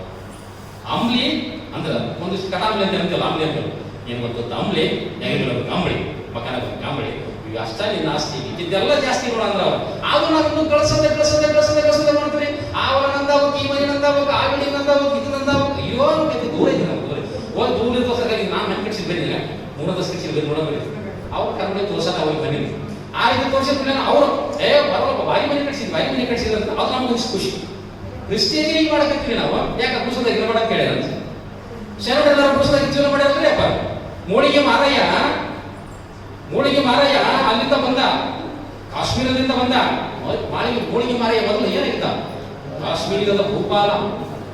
ಎಂಥ ಅರಸರೇ, ಅರಮನೆಯ ಅರಸೊತ್ತಿಗೆಯನ್ನು ತೊರೆದ, ಅರಮನೆಯಲ್ಲಿರ್ತಕ್ಕಂಥ ಬೆಳ್ಳಿ ಬಂಗಾರ ವಜ್ರ ವೈಢೂರ್ಯವನ್ನು ತೊರೆದ, ಅಲ್ಲಿರ್ತಕ್ಕಂಥ ಕುದುರೆ ಆನೆ ಎಲ್ಲವನ್ನು ಎಲ್ಲವನ್ನೂ ತೊರೆದು ಕಲ್ಯಾಣಕ್ಕೆ ಬಂದ ಒಂದು ಚಿಕ್ಕ ಗುಡಿಸಲಿನಲ್ಲಿ ಕಟ್ಟಿಗೆ ಕಡಿಯುವ ಕಾಯಕವನ್ನು ಆಯ್ದುಕೊಂಡು ಒಂದು ಚಾಪಿ ಮೇಲೆ ನಿತ್ಯ ಮಾಡಿದ್ದಲ್ಲ ಆ ಜೀವ. ಒಂದು ಚಾಪಿ ಮೇಲೆ ನಿತ್ಯ ಮಾಡಿದ್ದಲ್ಲ. ಯಾಕ ಅವ್ರು ನೆಮ್ಮದಿಯಾಗಿ ಇದ್ದಿಲ್ಲ. ನಮಗೆ ಅರಮನೆನೇ ಬೇಕು. ಈಗ ಒಂದು ಏನೇ ಕೊಡ್ತಾರೆ, ಒಂದು ಟ್ರೆಂಡ್ ಅಂತಾರೆ. ಈಗ ನಾವು ಒಂದು ಟ್ರೆಂಡ್ ಅಂತ ಟ್ರೆಂಡ್ ನಮ್ಗೆ ಗೊತ್ತಿಲ್ಲ ಏನೋ ಟ್ರೆಂಡ್ ಅಂತ. ಯಾಕಂದ್ರೆ ಮನೆ ಚಲೋ ಇರ್ಬೇಕು, ಮನೆಗೆ ಬಂದ್ಕೊಂಡೇನೆ ಒಂದು ಫ್ಲಾಟ್ ಟಿವಿ ಇರ್ಬೇಕು, ಫ್ಯಾನ್ ಗರಗರ ಅಂತ ಫ್ಯಾನ್ ಇರ್ಬೇಕು, ಒಂದಿಷ್ಟು ಗ್ಲಾಸ್ ತಂದು ಕೊಟ್ಟರೆ ಅದು ತಾಪಳ ಗ್ಲಾಸ್ ಹೊಡಿಬೇಕು. ಇಷ್ಟಿತ್ತು ಬಿಟ್ರೆ ಸಾಕು. ಮನೆಗೆ ಏನು ಇರೋದು ಬೇಡ, ಮೂಲ್ಯಾಗ ಸ್ವಾರ್ಯಾಗ ಒಂದು ಅಕ್ಕಿ ಇರೋದು ಬೇಡ, ಮನೆಗೆ ಏನೂ ಇರೋದು ಬೇಡ. ನೋಡಕ್ ಬಂದ್ರೆ ಮನೆ ಚಂದ ಕಾಣಬೇಕು, ಮ್ಯಾಲೆ ಫ್ಯಾನ್ ತಿರ್ಗಬೇಕು, ಒಂದು ಫ್ಲಾಟ್ ಟಿವಿ ಇರಬೇಕು, ಕುಂದ್ರೆ ಕಾಡ ಸೋಫಾ ಸೆಟ್ ಇಟ್ಬಿಟ್ರೆ ಸಾಕು, ನೀವೇ ಆಗತ್ತೆ ಸಿಗ. ನಮ್ಮದೆಲ್ಲ ಏನಾಗಿರ್ತದೆ, ಜಿರ್ಗಡ್ಡಾಗಿ ಇರ್ಬೇಕು. ಮನೆ ಕಟ್ಸಕನ ಸಾಲ ಮಾಡಿರ್ತೀವಿ. ಯಾಕಂತಂದ್ರೆ ಇದು ಏನಾಗಿರ್ತದ ಅವ್ರು ಮಾಡ್ಯಾರಂತ ನಾವು ಮಾಡಕತ್ತೀವಲ್ರಿ. ಬೇಡಪ್ಪ, ಹಾಸಿಗೆ ಇದ್ದಷ್ಟು ನಾವು ಚಾಚೋಣ. ನಮ್ಗೆ ಭಗವಂತ ಇಷ್ಟು ಕೊಟ್ಟಾನ, ಇಷ್ಟಾಗಿ ದುಡ್ಡು ಸಾಕ, ನಮಗೆ ಯಾಕೆ ಬೇಕು ಹೆಚ್ಚಿನ ಉಸಾಬರಿ ಅಂತ ಹೇಳಿ ನಮಗೆ ಎಷ್ಟು ಕೊಟ್ಟಾನ. ಲಾಸ್ಟ್ ಸೀಟಿನ ಮನೆ ಅಂತಾರಲ್ಲ, ನಮ್ಗೆ ಯೋಗ್ಯತೆ ಎಷ್ಟೈತಿ, ನಮ್ಮ ಯೋಗ್ಯತೆಗೆ ಸೀಟಿನ ಮನೆ ಹಾಕೊಂಡಿರೋವಷ್ಟು ಸೀಟಿನ ಮನೆ ಹಾಕೊಂಡಿರೋಣ, ಇಲ್ಲ ಮ್ಯಾಲೆ ಸ್ಲ್ಯಾಬ್ ಹಾಕೊಂಡಿರೋವಷ್ಟು ದೇವರು ಕೊಟ್ಟಿದ್ದ ಸ್ಲ್ಯಾಬ್ ಹಾಕೊಂಡಿರೋಣ. ಅದನ್ನ ಬಿಟ್ಟು ನಾವೇನ್ ಮಾಡ್ತೀವಿ, ಅವ್ರನ್ನ ಕಟ್ಸಿರೋದು ನಾವು ಅದಕ್ಕಿಂತ ಒಂದು ಕಟ್ಸ್ಬೇಕು. ನಾವು ಕಟ್ಸಬೇಕು, ಕೊಟ್ಟ ಏನಾದ್ರೆ ನಮ್ಮ ಮನೆ ಚಲೋ ಕಾಣಬೇಕಂತ ಹೇಳಿ ಈ ರೀತಿ ನಾವು ಗೋಜಿಗೆ ಬಿಟ್ಟು ಸಾಲ ಶೂಲ ಮಾಡಿ ಮನೆಯನ್ನು ಕಟ್ಟಿಸ್ತೀವಿ. ಮನೆಯನ್ನು ಕಟ್ಟಿಸಿದ ಮೇಲೆ ಇವತ್ತು ನೀವು ಎಷ್ಟೋ ಉದಾಹರಣೆಗೆ ನೋಡ್ಬೋದ್ರವ, ಅದೇ ಮನೆಯನ್ನು ಮಾರಿ ಸಾಲ ಕಟ್ಟ್ಯಾರ ನೋಡಿರ್ಬೋದು. ಕಟ್ಟಿಸಿದ ಮನೆಯನ್ನೇ ಮಾರಿ ಸಾಲ ಕಟ್ಟ್ಯಾರ ಯಾವ ಇಲ್ಲ. ಯಾಕೆ ನಾವು ಉಳಿಸೋ ಮನೆಯಿಂದ ಯಾರು ಅಡ್ಡಾಡಂತಾರ, ಯಾರು ಅಡ್ಡಾಡಂತಾರ? ಗುಡಿಸಲು ಮನೆ ಅಲ್ರಿ, ಎಲ್ಲದಕ್ಕಿಂತ ತಂಪು ಗುಡಿಸಲು. ಗುಡಿಸಲು ಮನೆ ಅಂತಂದ್ರೆ ಬಂಗಾರ. ಸಗಣಿ ಸಾರಿಸಿದ ಮನೆ ಅಂತಂದ್ರೆ ಎಷ್ಟೈತಿ ಅದ್ರ ವೈಜ್ಞಾನಿಕ ದೃಷ್ಟಿಯಿಂದ ನೋಡ್ರಿ ನೀವು. ಸಗಣಿ ಸಾರಿಸಿದ ಮನೆ ಕೂತ್ಕೊಂಡ್ರ ಮಕ್ಕೊಂಡ್ರ ನಮಗ ಯಾವುದೇ ರೋಗಾಣುಗಳು ಅಂಟ್ಕೊಳ್ಳೋದಿಲ್ಲ. ಯಾಕಂದ್ರೆ ರೋಗ ನಿರೋಧಕ ಶಕ್ತಿ ಸಗಣಿಯಲ್ಲಿ. ಆ ಸಗಣಿನ ಬಿಟ್ಟಿವಿ ನಾವು, ಟೈಲ್ಸ್ ಹಾಕಿದೀವಿ, ನೀಲಿ ಬಿಟ್ಟ ತಾಜಾ ಬದುಕು ಬಿತ್ತೇನೆ, ಮತ್ತೆ ಎಲುಬು ಕೀರಲ್ಲ ತಜ್ಞ ಆಗೋದು. ಹೌದಲ್ಲ? ಈಗ ಒಂದು ಇಷ್ಟು ಚಂದ ಟೈಲ್ಸ್ ಹಾಕಿ ಬಿಟ್ಟಿರ್ತೀವಿ, ನೀವು ಕೂಡ ಮಗ ಕಾಣುವ ಕನ್ನಡದಲ್ಲಿ ಕೂಡ ಮನೆ ಟೈಲ್ಸ್ ಅದ್ಮೇಲೆ ನೀರು ಬಿತ್ತರೆ ಕಾಣುತ್ತದೆ. ಅದ್ಮೇಲೆ ಕಾಲು ಬಿಟ್ಟು ಹಿಂಗ ಜೋಡಿ ಅಂತ ಬಿಟ್ಟರೆ ಕಾಲು ಕಲಾಸ್. ಎಲುಬು ಕೀಲ ತಜ್ಞ ಬೇಕು ನಮಗೆ. ಎಲ್ಲಿ ಬೇಕಾಗಿ ದೊಡ್ಡ ಮನೆ ಕಟ್ಸೋದು. ಯಾಕ ನಮ್ಗೆ ಏನಾದ್ರು ಕರೆ ಪಾಟಿಕಲ್ ಹಾಕಿರೋದು ಬೇಡ ಅಂತಾರೆ ಯಾರು? ಹೌದಾ? ಅದಕ್ಕೆ ಶರಣರು ಏನಂತಂದ್ರ ಹೆಚ್ಚಿನ ಉಸಾಬರಿಗೆ ಹೋಗೋದ ಬೇಡ, ಎಷ್ಟು ಬೇಕು ಹಾಸಿಗೆ ಇದ್ದಷ್ಟು ಕಾಲ ಚಾಚರಿ. ಅದಕ್ಕಂದ್ರೆ ಅವರು ಹಾವಿನ ಬಾಯ ಕಪ್ಪೆ ಹಸಿದು ಹಾವುಗಳ ನೊಣಕ್ಕೆ ಆಸೆ ಕೊಡೋ ಬಗ್ಗೆ ನೀನ್ಯಾಕೆ ಆಸೆ ಕೊಡ್ತೀಯೋ? ನೀನು ಮುಂದಿನ ಸಾವು ಕಟ್ಟಿಟ್ಟ ಬುದ್ಧಿ ಇರೋದ್ರೊಳಗಾಗಿ ಬಂದಿಷ್ಟು ನಿನ್ನ ಬದುಕು ಸುಂದರವಾಗಿರಲ್ಲಪ್ಪ. ನಿನ್ನ ಬದುಕು ಸುಂದರವಾಗಿರಬೇಕು. ನೀನು ಎಲ್ಲ ರೀತಿ ಬದುಕೋದು ಬೇಡ, ಹಂಗ ಬದುಕಿದ್ರೆ ಹಿಂಗ ಬದುಕಿದ್ರೆ ಹಂಗ ಬೇಡ. ನೀನೊಂದಿಷ್ಟು ಕಾಯಕ, ದಾಸೋಹ, ಅನುಭವ ಈ ಮೂರನ್ನ ಅಳವಡಿಸಿಕೊಂಡು ಸತ್ಯ ಶುದ್ಧ ಕಾಯಕ ಮೊದಲಾಗಬೇಕು. ಶರಣ ಹತ್ರ ಆ ಕಾಯಕ ಸತ್ಯ ಶುದ್ಧ ಆಗಬೇಕು. ಇವತ್ತು ನೋಡಿ ಎಷ್ಟೋ ಜನ ಕಾಂಟ್ರಾಕ್ಟರ್ ಇರ್ತಾರೆ, ಅವ್ರು ಏನೋ ಮಾಡಿರ್ತಾರ, ಏನೋ ಒಂದಿಷ್ಟು ಉಸುಕ ಕಡಿಮೆ ಹಾಕಿರ್ತಾರ, ಒಂದಿಷ್ಟು ಕಂಕ ಕಡಿಮೆ ಹಾಕಿರ್ತಾರ, ಹಂಗಿಗೆ ಮಾಡಿ ಅದನ್ನ ಹಾಕಿ ದುಡ್ಡು ತಂದು ನಮ್ಮ ದೇವಸ್ಥಾನಕ್ಕಾಗಿ ಗೋಪುರನ ಕಟ್ಸ್ಕೊಂತ ಬಂದ್ಬಿಡ್ತಾನ. ಹೌದ್ರೆ? ಗೋಪುರ ಕಟ್ಸಿಬಿಡ್ತಾನ ದೇವಸ್ಥಾನಕ್ಕೆ. ಆಗ ದುಡ್ಡು ಯಾವುದು? ಸತ್ಯ ಶುದ್ಧ ಕಾಯಕದಿಂದ ಬಂದ ದ್ರವ್ಯ ಅಲ್ಲ. ಕಾಂಟ್ರಾಕ್ಟರ್ನ ಕಾಂಚಾಳದಿಂದ ಗುಡಿ ಗೋಪುರಕ್ಕೆ ಕಳಸವನಿಕ್ಕುವರಾರು ಅಂತ ಸಿದ್ದಯ್ಯ ಪುರಾಣಿಕರು ಹೇಳ್ತಾರ. ಕದ್ದು ಹೂಗಳ ತಂದು ಪೂಜಿಸುವರಾರು ಹಲವರು ನಿನ್ನ ಮುಂದೆ, ಕದ್ದು ಕರ್ಪೂರವ ತಂದು ಉಳಿಸುವರು ನಿನ್ನ ಮುಂದೆ ಹಲವರು ಅಂತ ಹೇಳ್ತಾನೆ. ಕಾಂಟ್ರಾಕ್ಟರ್ನ ಕಾಂಚಾಣದಿಂದ ಗುಡಿಯ ಕಟ್ಟಿಸುವರು, ಪಟ್ಟಿ ಬರಮಿಟ್ಟಿನ ಕಾಂಚಾಣದಿಂದ ಗೋಪುರಕ್ಕೆ ಕಳಸವನಿಕ್ಕುವರು ಅಂತ. ಇಂಥದೈತಲ್ಲೋ, ಇಂಥವ್ರು ನೋಡಿ ನಗಕತ್ತೇನಂತ ಮತ್ತೆ ಅಷ್ಟೇ ಮುಂದೆ ಹೇಳ್ತಾನ. ಇಂಥ ಕಳ್ಳ ಕಲಿಮರನ್ನ ನೋಡಿ ನಗುವೆ ಏನಯ್ಯ, ಬರೀ ನಕ್ಕರೆ ಸಾಲದು, ಇಕ್ಕಯ್ಯ ಇವರನ್ನ ಇಕ್ಕಳದೊಳಗೆ ಅಂತ ಸಿದ್ದಯ್ಯ ಪುರಾಣಿಕರಲ್ಲಿ ಮಾತನ್ನ ಎಲ್ಲ ಮಾಡ್ಯಾರ ಕರೆಕ್ಟ. ಇವ್ರು ನೋಡಿ ನಗಕತ್ತೆ, ಬರೀ ನಗ ಮಾಡಬೇಡ, ಇಕ್ಕವ್ರು ಇಕ್ಕಳದಾಗ ಇಕ್ಕವ್ರು ಇಕ್ಕಳದಾಗ ಅಂದ್ರ ಸತ್ಯಶುದ್ಧ ಕಾಯಕ. ಶರಣರು ಹಾಕಿಕೊಟ್ಟ ಮಾರ್ಗ ಸತ್ಯಶುದ್ಧ ಕಾಯಕ. ಸತ್ಯಶುದ್ಧ ಕಾಯಕದಿಂದ ಕಾಯಕ ಮಾಡಬೇಕು. ಅದರಿಂದ ಬಂದಿರತಕ್ಕಂಥದ್ದು ಇವತ್ತು ನಮ್ಮ ಒಂದಿಷ್ಟು ನಮ್ಮ ಜೀವನಕ್ಕೆ ಮಾಡಿಕೊಂಡು ಒಂದಿಷ್ಟು ಈ ರೀತಿ ಅನ್ನ ಸಂತರ್ಪಣೆ ಆಗಲಿ, ದಾಸೋಹ ಆಗಲಿ, ಇಂಥ ಒಂದು ಸತ್ಕಾರ್ಯಗಳಿಗೆ ಸದ್ವಿನಿಯೋಗ ಮಾಡೋದೇನೈತಲ್ಲ, ಈ ರೀತಿ ಮಾಡೋದ್ರಿಂದ ಏನಾಗುತ್ತಂದ್ರ ನಾವು ಗಳಿಸಿದ ಹಣಕ್ಕೆ ಒಂದು ಬೆಲೆ ಬರುತ್ತೆ. ಇಲ್ಲ ಅಂತಂದ್ರ ಧನ ಕನಕ ಉಳ್ಳನಕ ತಿಲಕರನ ಹೋಗಕ್ಕೆ, ಧನ ಕನಕ ಹೋದ ಬರೋದಿನ ಹಾಳೋದ ಸುನಾಗಿ ಇರಲಿ ತನಕ ನಮಗೆ ಇಂದ್ರ ಚಂದ್ರ ಸೂರ್ಯ ಎಲ್ಲ ಅಂದ್ಬಿಡ್ತಾರಲ್ಲ, ಇಲ್ಲದ ನಮ್ಮ ಹತ್ರ ಯಾರು ಬರೋದಿಲ್ಲ. ಅದಕ್ಕೆ ಈ ರೀತಿ ಗಳಿಸೋದು ಬೇಡ, ಬರೀ ಹಣ ಗಳಿಸೋದು ಬೇಡ. ನಿನ್ನ ಜೀವನ ಅಗ್ಲಗ್ನ ಜೀವನ ಮುಟ್ಟೋದು ಬೇಡ. ಆಯುಷ್ಯ ಹೋಗುತ್ತಿದೆ, ಭವಿಷ್ಯ ತೊಲಗುತ್ತಿದೆ. ಕೂಡಿರ್ತ ಸಿದ್ಧಿಸುತ್ತರು ತಮಗೆ ತಾವೇ ಹರಿದು ಹೋಗುತ್ತಿದ್ದಾರೆ. ಬೇಡ ಬೇಡ ಬೆಲೆ ಬಯಲಿಗೆ ಮನವೇ ಈ ಬಂಜೆಯಾಗಿ ಕಡಬೇಡ, ಚನ್ನ ಮಲ್ಲಿಕಾರ್ಜುನನ ಶರಣರ ಸಂಘದಲ್ಲಿ ಪಡೆ ಹೊತ್ತು ಬದುಕು ಕಾಣುವ ಅಂದರು. ಅವ್ರು ಸಂಘ ಮಾಡುವ, ನೀನು ಅವ್ರು ಸಂಘ ಮಾಡಿದ್ರೆ ನೀನು ಪುಣ್ಯಾತ್ಮ ಆಗ್ತದೆ, ನೀನು ಪುನೀತ ಆಗ್ತದೆ, ನೀನು ಪವಿತ್ರಾತ್ಮ ಆಗ್ತೀಯ. ನೀನು ಏನನ್ನ ಗಳಿಸಿ ಏನು ಹೊತ್ಕೊಂಡು ಹೋಗಿ ಸಾಧ್ಯ ಐತೆ? ಅಲೆಕ್ಸಾಂಡರ್ ಮಹಾರಾಜ ಹೇಳಿದ ಏನ್ ತಗೊಂಡೋದ ಕೊನೆಗೆಲ್ಲವನ್ನು ಬಿಟ್ಟು ಹೋಗಲ್ಲ. ಹಂಗ ನಾವೇನು ಮಾಡಿದ್ರೆ ಎಲ್ಲದ ಬಿಟ್ಟು ಹೋಗದ. ಸಾವನ್ನದು ಕಟ್ಟಿಟ್ಟ ಬುದ್ಧಿ ಐತೆ. ಅದಕ್ಕ ಇವತ್ತು ಎಲ್ಲಾ ವಿದ್ಯೆಗಳನ್ನು ಕಲಿತಿರ್ಬೋದಲ್ಲಿ ಆ ಸಾವಿನ ವಿದ್ಯೆಯಿಂದ ಪಾಲ್ಗೊಳ್ಳೋದು ಸಾಧ್ಯ ಇಲ್ಲ. ಅದಕ್ಕ ಇನ್ನೊಂದು ಕಡೆ ಅಕ್ಕ ಹೇಳ್ತಾಳ, ಆವ ವಿದ್ಯೆ ಕಲಿತಡೆಯನ್ನು ಸಾವ ವಿದ್ಯೆಯಿಂದ ಬಿಡದು ಅಂತ.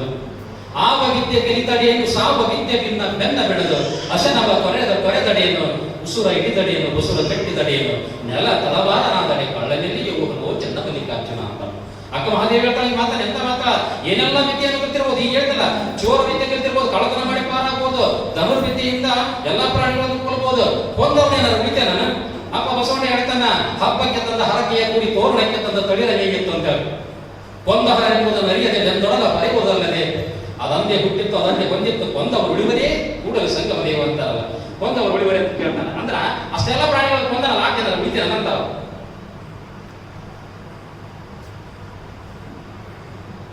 ಅದಕ್ಕ ಈ ಸಾವು ಅನ್ನೋದು ಕಟ್ಟಿಟ್ಟ ಬುತ್ತಿಗೆ ಸಾವು ಯಾರಿಗೂ ತಪ್ಪಿದ್ದಲ್ಲ. ಈ ಸಾವು ನಿಜವಾಗ ಬರುತ್ತೆ ಅಂತ ಅರ್ಥ ಮಾಡಿಕೊಂಡು ನಾವಿರ್ತೀವಿ. ನಾವು ಇನ್ನೂ 1000 ವರ್ಷ ಇರ್ತೀವಿ ಅಂತಂದ್ರೆ ಇವತ್ತು ಬೆಸ್ಟ್ ಬೇಕಾದ್ರೆ ಬಳಸಿ ಏನಾರ ಮಾಡಿ ಇರೋದು ದಿವಸ 60-70 ವರ್ಷಕ್ಕೆ ಡಮಾರ. ಯಾಕಂದ್ರೆ ಮೊದಲ ಹೈಬ್ರಿಡ್ ಕುಡಿಗೆ ನಾವು ಹೈಬ್ರಿಡ್ ಅನ್ನ ಮಾಡೋದಕ್ಕೆ ದೊಡ್ಡವಾಗಿ ಬರ್ತೀವಿ ನಾವು. ಅದು ಮೇಲಂತ ಒಂದು ಮಾಡೋದು ಮಾಡಿ ಏನೋ ಹೋಗ್ತಾರೆ ನೋಡ್ರಿ, ದಾರ್ಯಾಗ ಹೋಗಿ ಹಿಂಗೆ ಬೇಸಿ ತಗೊಳ್ಳಿ ದಾರಿ ಬರ್ತದಂತೆ.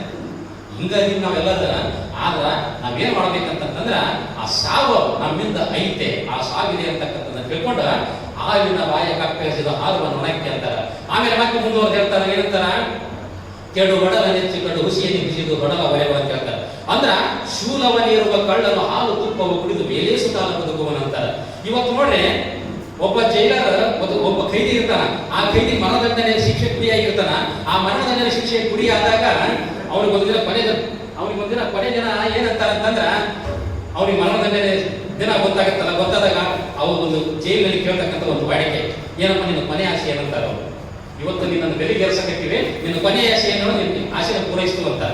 ಇವತ್ತು ಒಬ್ಬ ಏನಂತಾರೆ, ನಾವು ಇಷ್ಟು ದಿವಸ ನಾನು ಆಳು ತುಪ್ಪ ಉಂಡಿಲ್ಲಪ್ಪ, ನಾನು ಅದಕ್ಕೆ ಒಂದು ಹಂಡೆ ಹಾಲು ತರಿಸ್ರಿ, ಒಂದು ಚೊರತ್ನಿಗೆ ಕುದಿರುಕಿ ಮಾಡಿಸ್ರಿ, ನಾನು ಉಂಡ ಹಾಳು ಹೋಗ್ಬಿಡ್ತೀನಿ ಅಲ್ವಾ. ಇನ್ನೂ ಸ್ವಲ್ಪ ಹೊತ್ತಿಗೆ ನನಗೆ ಗೊಟ್ಟೆ ಕಲಿಸ್ತಾರ, ನೇರಾಗಿ ಗೊಟ್ಟೆ ಕಲಿಸ್ತಾರ. ಅದು ಉಂಡ ಏನು ಸಾಧ್ಯ ಮಾಡ್ತಾನೆ ನೀವು ಹೋಗಿ? ಯಾಕ ಒಂದಿಷ್ಟು ಬೇಡಪ್ಪ, ನಾನು ಸಾವು ಬಂದೈತೆ, ನಾನು ಶರಣರಿಗೆ ಮರಣವೇ ಮಹಾನೋವಿದ ತಿಳ್ಕೊಂಡು ನಾನು ಒಂದಿಷ್ಟು ಆ ಬಸವನ ಧ್ಯಾನ ಮಾಡಿ ನಾನು ಪ್ರಾಣ ಹೋಗೋದಕ್ಕೆ ಬಸವನ ಧ್ಯಾನ ಮಾಡ್ಬೇಕಾಗಿತ್ತು. ಹೌದಲ್ಲ? ಅವ್ರಂತಾನೆ ಶೂಲವನಿ ಇರುವ ಕಳ್ಳನು ಹಾಲು, ಅವನೇಂತಾನ ಏನಪ್ಪ ಬಾಬು ಸಗತೊಬ್ಬರ ನನ್ನ ಹೆಂಡತಿ ನೋಡಿ, ನನ್ನ ಹೆಂಡತಿ ಕಳ್ಸಂತಾನ, ಹೆಂಡತಿ ಕಾಲ ಕಲಿ ಆಸೆ ನೋಡ್ಬೋದ, ಮಕ್ಕಳು ನೋಡ್ಬೋದ, ಕಡೆ ಉಣ್ಣಾಗ ಇಲ್ಲ ನನಗೆ ಚಲೋ ಮಿರ್ಚಿ ಬೇಕಾದ್ರೆ ಮಿರ್ಚಿ ಕೊಡಿಸ್ತಾರೆ, ಹಾಲು ನಾವು ಈ ರೀತಿ ಮಾಡಿದ ಜೀವನ ಅಂತಾರೆ. ಇದಕ್ಕೆ ಮಾಡಿದ ಜೀವನ ಎಂದಿದ್ರು ಹೋಗೋದಲ್ಲ, ಪ್ರಾಣ ಇನ್ನೂ ಸ್ವಲ್ಪ ಹೋಗುತ್ತಾ ಬಂದ ಮೇಲೆ ಆ ರೀತಿ ಯಾಕೆ ಬಯಸ್ತಿರಂತಾರ ಅವರು. ಹಾಲು ತುಪ್ಪವ ಕುಡಿದ ಮೇಲೆ ಸುತ್ತಾಲ ಏನಾದ್ರು ಬದುಕಕ್ಕೆ ಸಾಧ್ಯ ಕೊಡದ ಮೇಲೆ.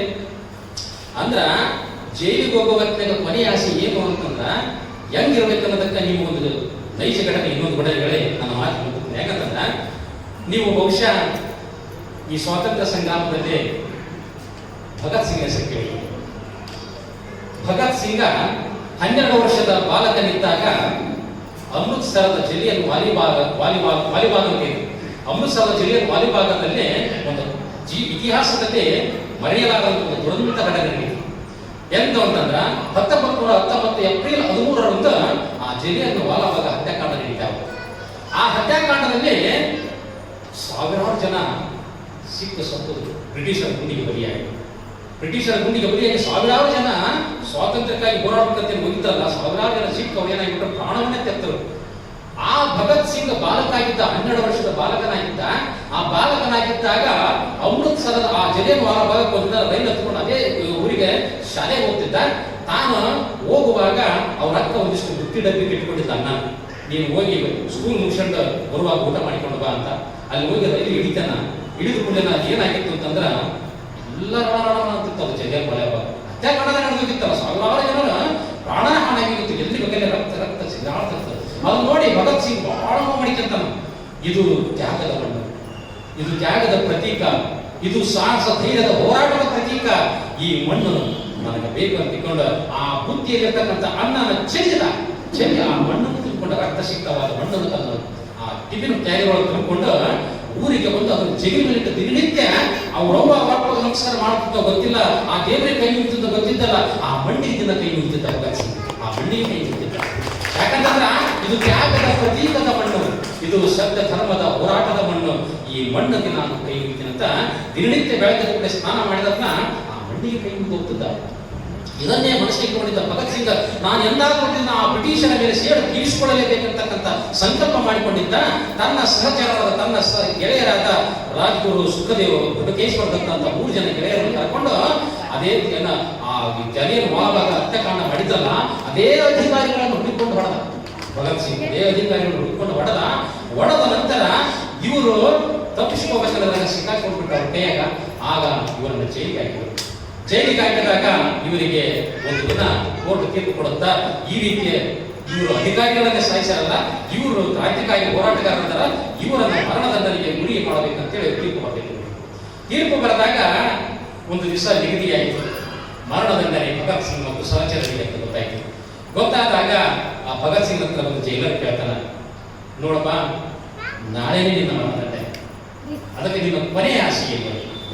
ನೀನು ಏನಾದ್ರು ನೋಡ್ಬೇಕಂತ ಆಸೆ ಮಾಡಿ ಅದನ್ನ ತರಿಸ್ಕೊಡ್ತೀವಿ, ಏನು ಬೇಕಂತಿದ ಅದನ್ನು ತರಿಸ್ಕೊಡ್ತೀವಿ ನಾವು, ಏನು ಹೋಗ್ತೀವಿ ಹೇಳಿ.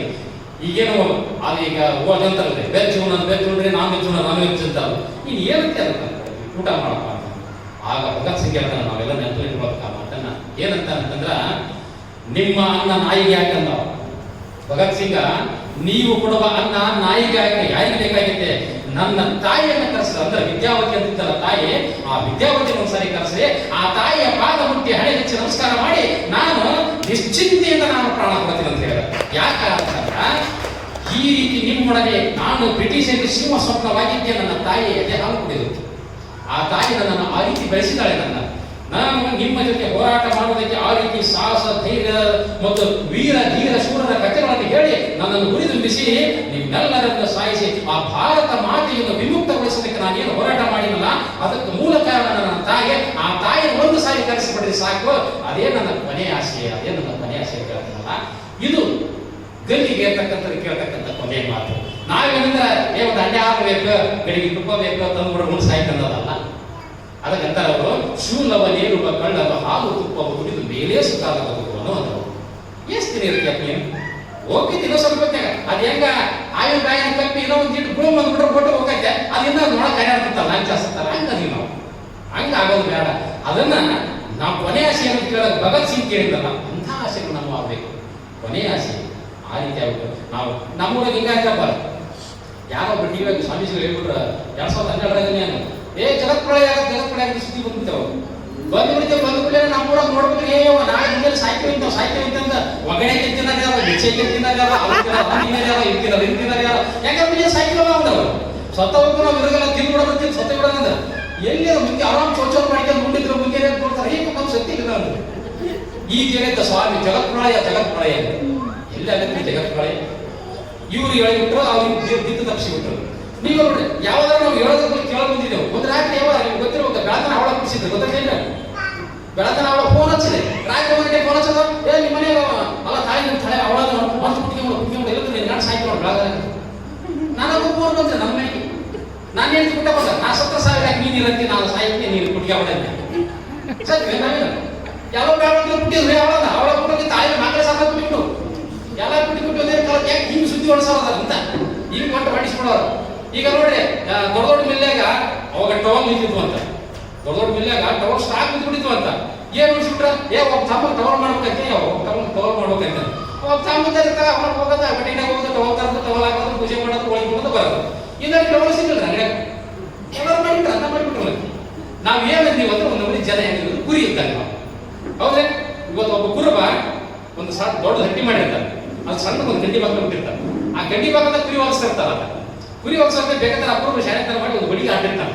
ಆ ನೆಟ್ಟಾಗ ಮುಂದೆ ಒಂದು ಸ್ವಲ್ಪ ಕುರಿ ಬಡಿಗೆ ಆಡಿ ಕೊಡೋಕೆ ಎಗರೆ ಹೋಗೋದು ಬೆಳೆ ಮುಂದಿನ ಕುರಿ ಎಗರೆ ಹೋಗೋದು ಅಂತ ಇಂದಡೆ ಅವರಿಗೆ ತಕ್ಕಣ್ಣ ಅಂತ ದಾರಿ ರೂಟು ಸರಿಗೈತೆ ಸೀದಾ ಟ್ರೈ ಗೊತ್ತದ ಅವ್ ಮುಂದೊಂದು ತೆಗೆದ್ವ ಬಡಿಗೆಲ್ಲ ಏನಿಲ್ಲ, ಅದು ರೂಟ್ ಸರಿಗೈತಿ ಮ್ಯಾಲೆ ಮುಂದೆ ಮ್ಯಾಲೆ ಬೆಟ್ಟಕ್ಕೆ ಹೋದವನು ಹಂಗ ನಾವು ಹೌದಲ್ಲ.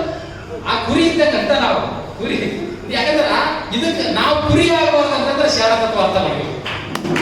ಶಾಲತತ್ವ ಯಾಕೆ ಈ ಶಾಲತತ್ವ ಹೇಳದ ಮೌಢ್ಯ ಕಂದಾಚಾರ ಹೋಗಾಡ್ಸಕ್ಕೆ ಶಾಲದ ಈ ವಚನ ಸಾಹಿತ್ಯ ಕಲಿಯೋದ್ರಿಂದ ಈಗ ಇವತ್ತು ನೋಡ್ರಿ ವಿಷಯ ನಾನು ಹೇಳಿದ್ದಿಲ್ಲ, ಜೀವನದ ಮೌಲ್ಯಗಳನ್ನ ಸತ್ಯವಾದ ಜೀವನದ ಮೌಲ್ಯಗಳನ್ನ ಯಾಕಂತಂದ್ರ ಈ ನಾವು ವಚನಗಳನ್ನ ಅಧ್ಯಯನ ಮಾಡಿದ್ವಿ, ವಚನಗಳನ್ನು ಓದಿದ್ವಿ ಅಂತಂದ್ರ ಇವು ಯಾವ ನಾವು ಅಂತೀವಿ. ಈಗ ಹೆಂಗ ನಾನು ಹೇಳ್ತಿ ಅವಳ ಊಟ ಹೋದ್ರೆ ಬೇಡ ಅಂದಲ್ಲ, ಸಾಹಿತ್ಯ ಅಂತ ಸತ್ತು ಸಾವಿರ ನೀರು ಇರ್ತೀಯಲ್ಲ ಅಂದಲ್ಲ, ಸತ್ಯ ನಾನು ಸತ್ಯ ಇಲ್ಲ ಹಂಗ ಧೈರ್ಯ ಬೇಕ. ಆ ಧೈರ್ಯ ಯಾಕೆ ಬರ್ತದೆ? ಶರಣರಿಗಾದರಿಗೆ ಬರ್ತದೆ, ಎಲ್ಲರಿಗೂ ಬರೋಕ್ ಸಾಧ್ಯನೇ ಇಲ್ಲ. ಅದಕ್ಕ ಶೂಲವ ನೀರುವ ಕಳ್ಳನ ಹಾಲು ತುಪ್ಪವ ಕುಡಿದು ಬೇರೆ ಸುತ್ತಾದ ಬದುಕುವನು ಅಂದ್ರಲ್ಲ, ಕೊನೆಗೆ ಕೆಡು ಒಡಲ ನೆಚ್ಚಿಕೊಂಡು ಹುಸಿಯೇ ಹುಸಿದು. ಇದು ಏನು ಒಡಲು ಎಂದರ ಮುಂದಿನ ಮಣ್ಣಪಾಲ ಇದೆ. ಅದಕ್ಕೆ ಅಕ್ಕ ಮಾದೇವ ಹೇಳ್ತಾಳ, ಕೆಡದಿರೆ ಮೃಡ ನಡಿಯ ಹಿಡಿಯಿರೆ. ಅಕ್ಕ ಹೇಳ್ತಾಳ, ಕೆಡದಿರೆ ಮೃಡ ನಡಿಯ ಹಿಡಿಯಿರೆ, ದೃಢವಲ್ಲ ನೋಡಿರೆ ನಿಮ್ಮ ಒಡಲು, ದೃಢವಲ್ಲ ನೋಡಿರೆ ಸಂಸಾರ ಸುಖವು. ಆ ಆ ಚನ್ನಮಲ್ಲಿಕಾರ್ಜುನನು ಬರೆದ ಅಕ್ಷರವ ಪಡೆಯದ ಮುನ್ನ ಬೇಗ ಬೇಗ ಶಿವಶರಣೆಯನ್ನೇ ಅಂತಂದ್ರೆ ಇದು ದೃಢ ಅಲ್ಲ ಅಂತ. ಇದೇನು ಶಾಶ್ವತ? ತಮಗೇನು ಶಾಶ್ವತವೇ? ಇದು ಹೆಂಗೈತೆ? ಇನ್ನೊಂದ್ ಕಡೆ ಅಪ್ಪ ಬಸವಣ್ಣ ಹೇಳ್ತಾರಲ್ರಿ, ಏನಂತಂದ್ರ ಕಬ್ಬುಣದಂದ್ರ ಇದು ದೇಹ ಹೇಳ್ತಾರ, ಕಬ್ಬುಣದ ಕಟ್ಟು ಕೊಟ್ಟ ಸುರಕ್ಷಿತ ಮಾಡುವ ಭರವ ನೋಡ ಅಂತ ಹೇಳ್ತಾರಲ್ಲ. ಅಂದ್ರ ಇದು ಎಂದ್ರ ನಶಿಸುವ ಶರೀರ ಇದು. ಇದಕ್ಕೆ ನಾವು ಕಬ್ಬಿಣದ ಕಟ್ಟುಕೊಟ್ಟು ಸುರಕ್ಷಿತ ಮಾಡಕ್ ಹೋದಂತಂದ್ರ ಅದಕ್ಕಂದ್ರ ಅವ್ರ ಇದನ್ನ ಯಾಕೆ ನಂಬ್ತೀವೋ, ಬದುಕೋ ಗಾಯವ ನಿಶ್ಚಯಿಸದೆ ಕೂಡಲ ಸಂಗಮದೇವರ ಪೂಜಿಸಿ ಅಂದ್ರಲ್ಲ ಅವರು. ಅದಕ್ಕ ನಾವ್ ಏನ್ ಮಾಡ್ಬೇಕಂತಂದ್ರೆ ಈ ಕಾಯ ಶಾಶ್ವತ, ಈ ಮಣ್ಣಿನ ಕಾಯ ಮಣ್ಣಿಗೆ ಹೋಗುತ್ತಾ ಮಣ್ಣಿಗೆ ಹೋಗುವುದರೊಳಗಾಗಿ 4 ಜನರಿಗೆ ಉಪಕಾರಿ ಆಗ್ಬೇಕಾದ್ರೆ, 4 ಜನರಿಗೆ ಸತ್ಸಂಗದಲ್ಲಿ ಭಾಗಿಯಾಗಬೇಕಾದ್ರೆ, 4 ಜನರ ಸತ್ಸಂಗದಲ್ಲಿ ಭಾಗಿಯಾಗಿದ್ವು ಅಂತಂದ್ರೆ ನಾವೇನು ಮಾಡ್ತೀವಿ ಅಂತಂದ್ರೆ ನಾವು ಕೂಡ ಶರಣಾಗಕ್ಕೆ ಸಾಧ್ಯ ಐತೆ. ಅದಕ್ಕೆ ಚನ್ನಿವಾಸರು ಇನ್ನೊಂದು ಕಡೆ ಹೇಳ್ತಾರೆ, ಏನಂದ್ರ ಸಾವು ತಡವಿಲ್ಲ ನರಕ ದೂರವಿಲ್ಲ, ದೇಹದಿಚ್ಛೆಗೆ ಹರಿದು ಕೆಮ್ಮನೆ ಕೆಡಬೇಡ ಅಂದರು. ಸಾವು ತಡವಿಲ್ಲ ನರಕ ದೂರವಿಲ್ಲ, ದೇಹದಿಚ್ಛೆಗೆ ಹರಿದು ಕೆಮ್ಮನೆ ಕೆಡಬೇಡ, ದುರು ವಿಷಯವ ಬಿಡು ಬೇಗ ಗುರುಪಾದವನಂಬು, ಸಿಂಹುರಿಗೆ ಚೆನ್ನ ರಾಮನಲ್ಲಿ ಸುಖಿಯಪ್ಪೆ ಮರುಳೆ, ಸುಖಿಯಪ್ಪೆ ಮರುಳೆ ಅಂತ ಚನ್ನಿವಾಸರು ಹೇಳ್ತಾರೆ ಈ ಮಾತನ್ನು. ಸಾವು ತಡ ಇಲ್ಲ, ಸಾವು ಬರುತ್ತಾ, ನರಕ ದೂರ ಇಲ್ಲ. ನಾವು ಏನಾರ ಕೆಟ್ಟ ಕೆಲಸ ಮಾಡ್ತೀವಿ ಇಲ್ಲೇ ಬಿಚ್ಚ ನರಕದ ಮತ್ತೆ ಸ್ವರ್ಗ ನರಕ ಮ್ಯಾಗಿಲ್ರಿ, ಎಲ್ಲ ಇಲ್ಲೇ ಅದಾವ. ಅದಕ್ಕ ಆ ರೀತಿ ನಾವು ಅನ್ನೋದು ಬೇಡ. ಸಾವತ್ತು ಇಂದ ಇದೆಯಲ್ಲ, ಆ ಸಾವು ಬರುವುದರೊಳಗಾಗಿ ನಾವೊಂದಿಷ್ಟು ಪರೋಪಕಾರಗಳಾಗೋಣ. ಪರೋಪಕಾರಾರ್ಥಂ ನಮ್ಮ ಶರೀರ ಮಧ್ಯ ನಂತರಲ್ಲ, ಒಂದಿಷ್ಟು ಪರೋಪಕಾರನ ದಾನ ಧರ್ಮಗಳನ್ನು ಮಾಡೋಣ, ಇಂಥ ಸತ್ಸಂಗದಲ್ಲಿ ಭಾಗಿಗಳಾಗೋಣ, ಈ ರೀತಿ ಸತ್ಸರಳವನ್ನು ಮಾಡೋಣ. ಮಾಡಿದಾಗ ನಮ್ಮ ಜೀವನ ಏನಾಗುತ್ತೆ ಅಂತಂದ್ರೆ ಸಾರ್ಥಕ ಆಗತ್ತ, ನಮ್ಮ ಜೀವನ ಸುಂದರ ಆಗತ್ತ, ನಾವು ಕೂಡ ಶರಣ ಮಾರ್ಗದಲ್ಲಿ ನಡೆಯೋದಕ್ಕೆ ಸಾಧ್ಯ ಆಗುತ್ತೆ ಅಂತಕ್ಕಂಥ ಮಾತನ್ನು ತಿಳಿಸ್ತಾ, ಬಹುಶಃ ನನ್ನ ಮಾತು ಒಂದು ಅತಿಯಾಗಿರಬೇಕು, ದಯವಿಟ್ಟು ಕ್ಷಮ ಮಾಡಬೇಕಂತ ಕೇಳಿಕೊಂಡು ತಮ್ಮಲ್ಲಿ ವಿನಂತಿ ಮಾಡಿಕೊಂಡು ನಾನು ಮಾತು ವಿರಾಮ ಕೊಡ್ತಾ ಇದ್ದೀನಿ. ಜಯ ಗುರು.